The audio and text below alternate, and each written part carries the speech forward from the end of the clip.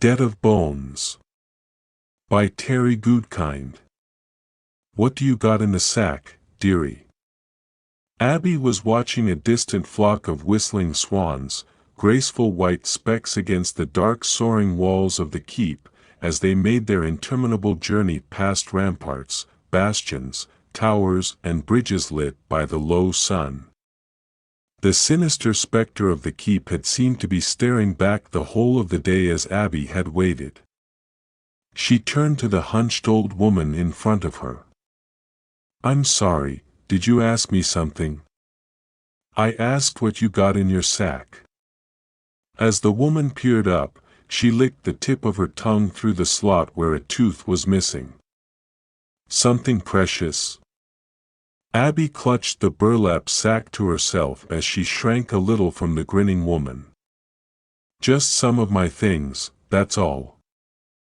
An officer, trailed by a troop of assistants, aides, and guards, marched out from under the massive portcullis that loomed nearby. Abby and the rest of the supplicants waiting at the head of the stone bridge moved tighter to the side, even though the soldiers had ample room to pass. The officer, his grim gaze unseeing as he swept by, didn't return the salute as the bridge guards clapped fists to the armor over their hearts.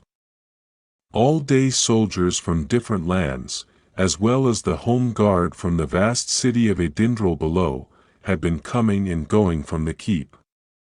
Some had looked travel-sore. Some wore uniforms still filthy with dirt, soot, and blood from recent battles.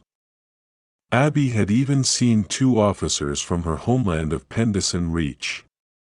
They had looked to her to be little more than boys, but boys with the thin veneer of youth shedding too soon, like a snake casting off its skin before its time, leaving the emerging maturity scarred. Abby had also seen such an array of important people as she could scarcely believe: sorceresses, counselors, and even a confessor come up from the confessor's palace down in the city. On her way up to the keep, there was rarely a turn in the winding road that hadn't offered Abby a view of the sprawling splendor in white stone that was the confessor's palace.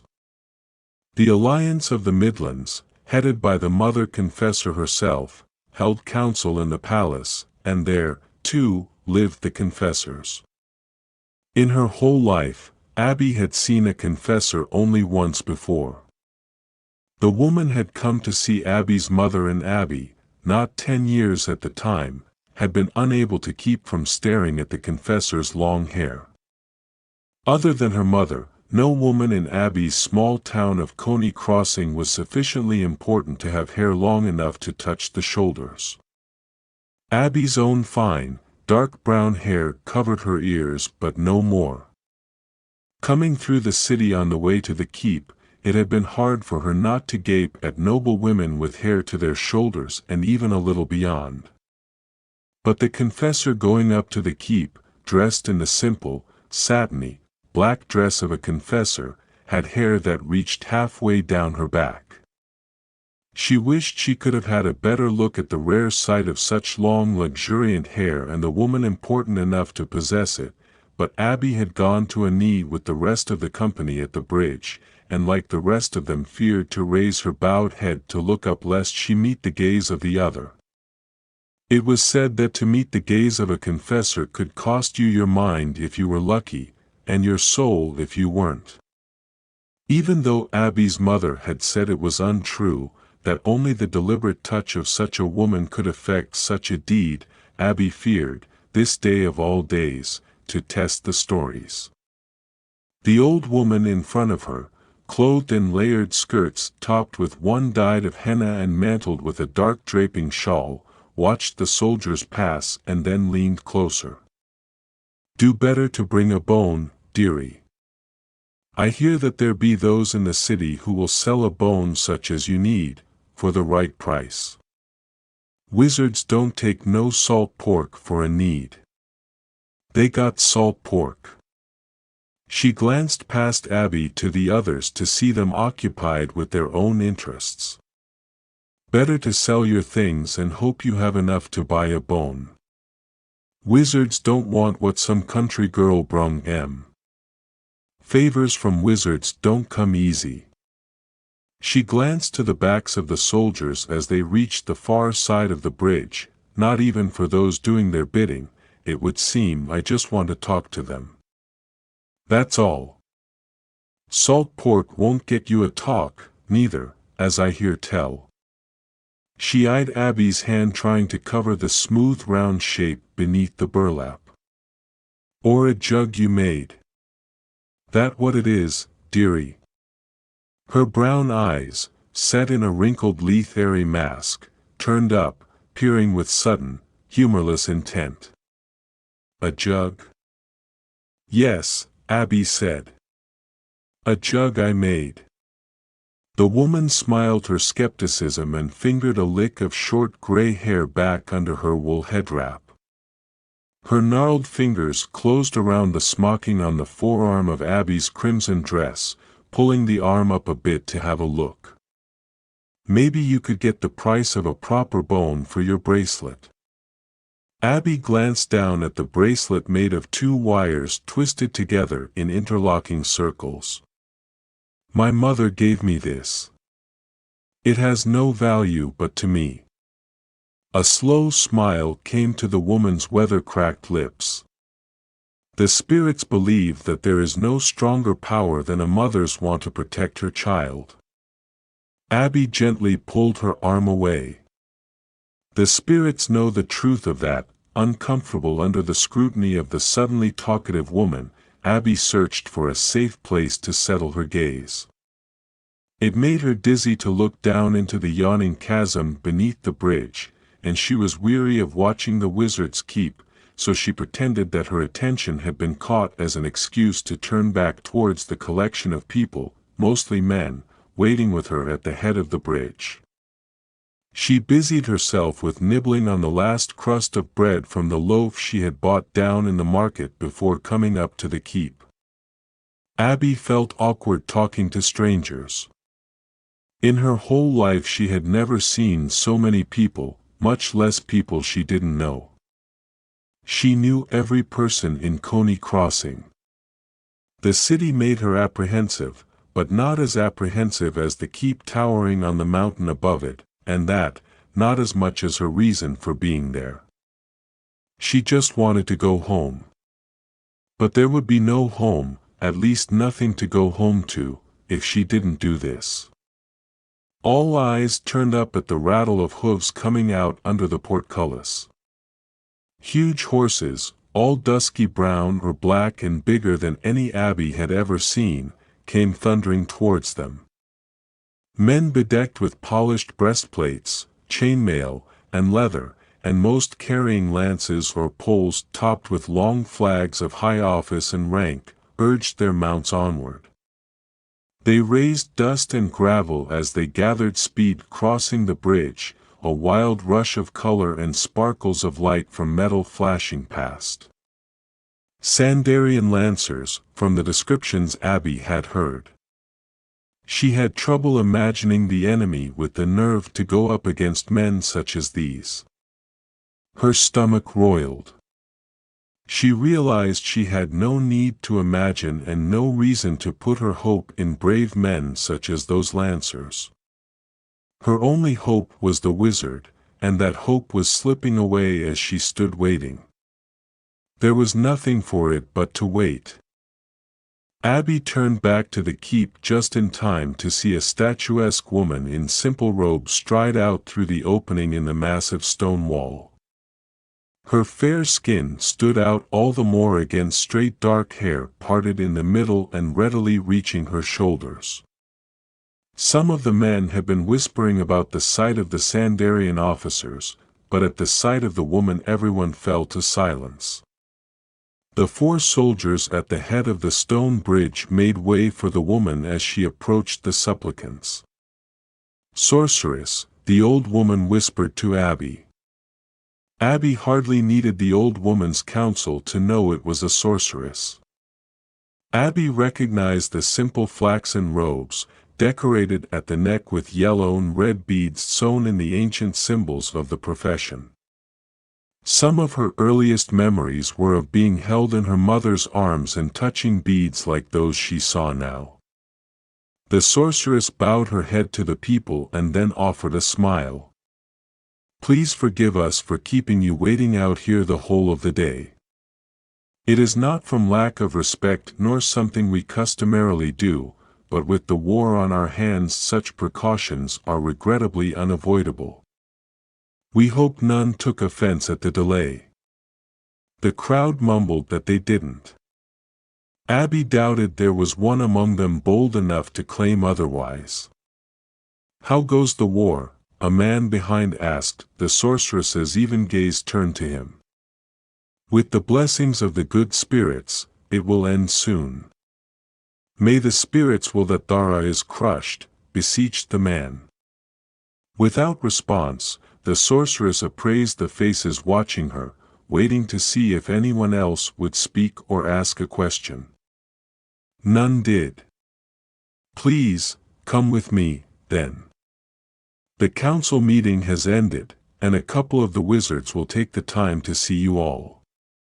As the sorceress turned back to the keep and started out, 3 men strode up among the supplicants and put themselves at the head of the line, right in front of the old woman. The woman snatched a velvet sleeve. "Who do you think you are," she snapped, "taking a place before me, when I've been here the whole of the day?"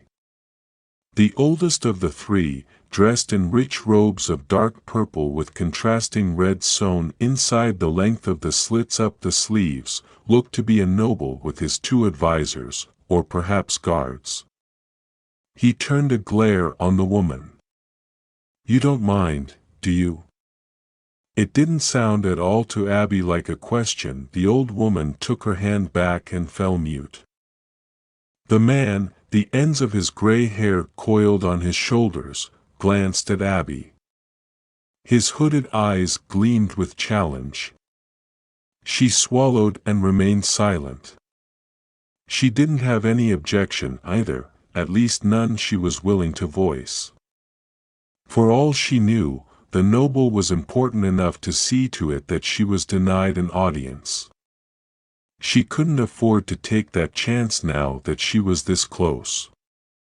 Abby was distracted by a tingling sensation from the bracelet.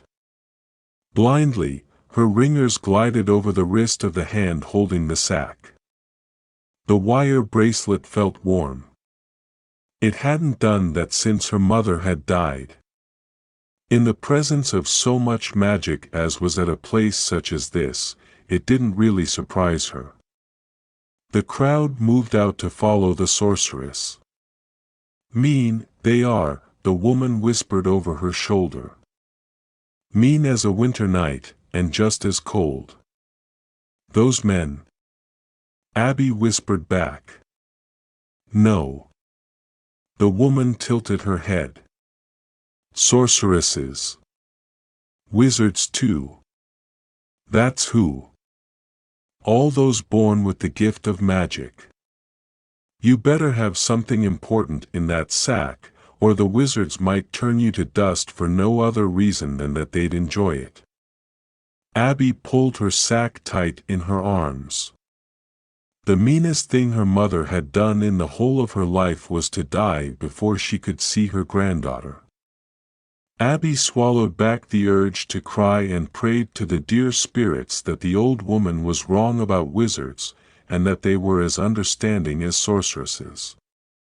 She prayed fervently that this wizard would help her. She prayed for forgiveness too, that the good spirits would understand. Abby worked at holding a calm countenance even though her insides were in turmoil. She pressed a fist to her stomach. She prayed for strength. Even in this, she prayed for strength. The sorceress, the 3 men, the old woman, Abby, and then the rest of the supplicants, passed under the huge iron portcullis and onto the keep grounds. Inside the massive outer wall, Abby was surprised to discover the air warm.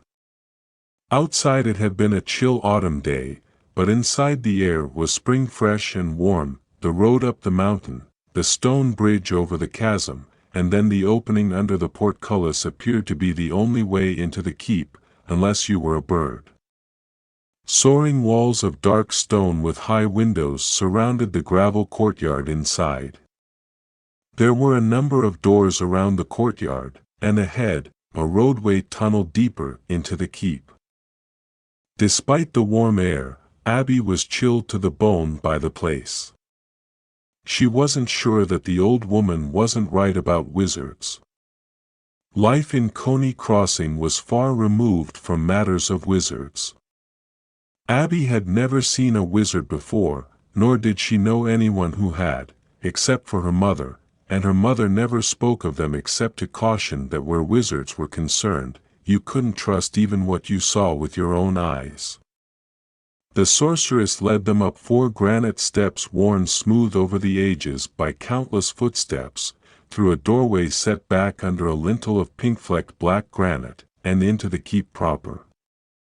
The sorceress lifted an arm into the darkness, sweeping it to the side. Lamps along the wall sprang to flame. It had been simple magic, not a very impressive display of the gift, but several of the people behind fell to worried whispering as they passed on through the wide hall. It occurred to Abby that if this little bit of conjuring would frighten them, then they had no business going to see wizards. They wended their way across the sunken floor of an imposing anteroom the likes of which Abby could never even have imagined. Red marble columns all around supported arches below balconies. In the center of the room a fountain sprayed water high overhead. The water fell back to cascade down through a succession of ever larger scalloped bowls. Officers, sorceresses, and a variety of others sat about on white marble benches or huddled in small groups, all engaged in seemingly earnest conversation masked by the sound of the water. In a much smaller room beyond, the sorceress gestured for them to be seated at a line of carved oak benches along one wall. Abby was bone-weary and relieved to sit at last. Light from windows above the benches lit 3 tapestries hanging on the high far wall. The 3 together covered nearly the entire wall and made up one scene of a grand procession through a city. Abby had never seen anything like it, but with the way her dreads careened through her thoughts, she could summon little pleasure in seeing even such a majestic tableau. In the center of the cream-colored marble floor, inset in brass lines, was a circle with a square inside it, its corners touching the circle. Inside the square sat another circle just large enough to touch the insides of the square. The center circle held an 8-pointed star. Lines radiated out from the points of the star, piercing all the way through both circles, every other line bisecting a corner of the square. The design, called a grace, was often drawn by those with the gift.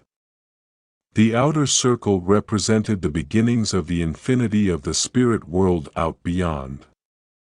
The square represented the boundary separating the spirit world, the underworld, the world of the dead, from the inner circle, which represented the limits of the world of life. In the center of it all was the star, representing the light, the Creator. It was a depiction of the continuum of the gift, from the Creator, through life, and at death crossing the boundary to eternity with the spirits in the Keeper's realm of the underworld. But it represented a hope too, a hope to remain in the Creator's light from birth, through life, and beyond, in the underworld. It was said that only the spirits of those who did great wickedness in life would be denied the Creator's light in the underworld. Abby knew she would be condemned to an eternity with the Keeper of Darkness in the underworld. She had no choice. The sorceress folded her hands. An aide will come to get you each in turn. A wizard will see each of you. The war burns hot, please keep your petition brief. She gazed down the line of people. It is out of a sincere obligation to those we serve that the wizards see supplicants, but please try to understand that individual desires are often detrimental to the greater good. By pausing to help one, then many are denied help. Thus, denial of a request is not a denial of your need, but acceptance of greater need. In times of peace it is rare for wizards to grant the narrow wants of supplicants. At a time like this, a time of a great war, it is almost unheard of. Please understand that it has not to do with what we would wish, but is a matter of necessity. She watched the line of supplicants, but saw none willing to abandon their purpose. Abby certainly would not.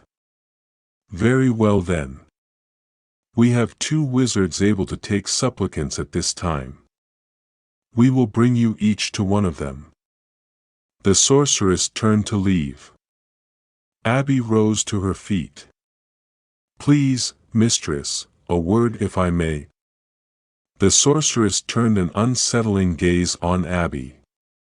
Speak. Abby stepped forward. I must see the first wizard himself. Wizard Zorander. One eyebrow arched. The first wizard is a very busy man. Abby reached into her sack and pulled out the neck band from her mother's robes. She stepped into the center of the grace and kissed the red and yellow beads on the neck band. I am Abigail, born of Helsa. On the grace and my mother's soul, I must see Wizard Zorander. Please. It is no trivial journey I have made. Lives are at stake. The sorceress watched the beaded band being returned to the sack. Abigail, born of Helsa. Her gaze rose to meet Abby's. I will take your words to the first wizard. Mistress. Abby turned to see the old woman on her feet. I would be well pleased to see the first wizard too. The 3 men rose up. The oldest, the one apparently in charge of the 3, gave the sorceress a look so barren of timidity that it bordered on contempt. His long gray hair fell forward over his velvet robes as he glanced down the line of seated people, seeming to dare them to stand. When none did, he returned his attention to the sorceress. I will see Wizard Zorander. The sorceress appraised those on their feet and then looked down the line of supplicants on the bench. The first wizard has earned a name, the Wind of Death. He is feared no less by many of us than by our enemies. Anyone else who would bait fate? None of those on the bench had the courage to gaze into her fierce stare. To the last they all silently shook their heads. Please wait, she said to those seated. Someone will shortly be out to take you to a wizard. She looked once more to the 5 people standing. Are you all very, very sure of this? Abby nodded. The old woman nodded. The noble glared. Very well then. Come with me. The noble and his 2 men stepped in front of Abby. The old woman seemed content to take a station at the end of the line. They were led deeper into the keep, through narrow halls and wide corridors, some dark and austere and some of astounding grandeur. Everywhere there were soldiers of the home guard, their breastplates or chainmail covered with red tunics banded around their edges in black. All were heavily armed with swords or battle axes, all had knives, and many additionally carried pikes tipped with winged and barbed steel. At the top of a broad white marble stairway the stone railings spiraled at the ends to open wide onto a room of warm oak paneling. Several of the raised panels held lamps with polished silver reflectors. Atop a 3-legged table sat a double-bowl cut-glass lamp with twin chimneys, their flames adding to the mellow light from the reflector lamps. A thick carpet of ornate blue patterns covered nearly the entire wood floor. To each side of a double door stood one of the meticulously dressed home guard. Both men were equally huge. They looked to be men more than able to handle any trouble that might come up the stairs. The sorceress nodded towards the dozen thickly tufted leather chairs set in 4 groups. Abby waited until the others had seated themselves in 2 of the groupings and then sat by herself in another. She placed the sack in her lap and rested her hands over its contents. The sorceress stiffened her back. "I will tell the first wizard that he has supplicants who wish to see him." A guard opened one of the double doors for her. As she was swallowed into the great room beyond, Abby was able to snatch a quick glimpse. She could see that it was well lighted by glassed skylights. There were other doors in the gray stone of the walls. Before the door closed, Abby was also able to see a number of people, men and women both, all rushing hither and yon. Abby sat turned away from the old woman and the 3 men as with one hand she idly stroked the sack in her lap. She had little fear that the men would talk to her, but she didn't want to talk to the woman. It was a distraction. She passed the time going over in her mind what she planned to say to Wizard Zorander. At least she tried to go over it in her mind. Mostly, all she could think about was what the sorceress had said, that the first wizard was called the Wind of Death, not only by the Varans, but also by his own people of the Midlands. Abby knew it was no tale to scare off supplicants from a busy man. Abby herself had heard people whisper of their great wizard, the Wind of Death. Those whispered words were uttered in dread. The lands of Thara had sound reason to fear this man as their enemy. He had laid waste to countless of their army, from what Abby had heard. Of course, if they hadn't invaded the Midlands, bent on conquest, they would not have felt the hot wind of death.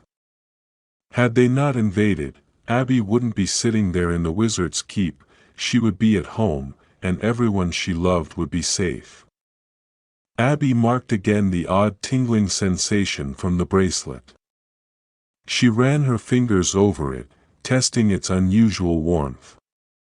This close to a person of such power, it didn't surprise her that the bracelet was warming. Her mother had told her to wear it always, and that someday it would be of value. Abby didn't know how, and her mother had died without ever explaining. Sorceresses were known for the way they kept secrets, even from their own daughters. Perhaps if Abby had been born gifted, she sneaked a peek over her shoulder at the others. The old woman was leaning back in her chair, staring at the doors.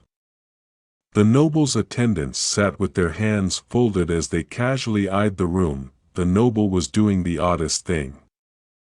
He had a lock of sandy-colored hair wound around a finger. He stroked his thumb over the lock of hair as he glared at the doors.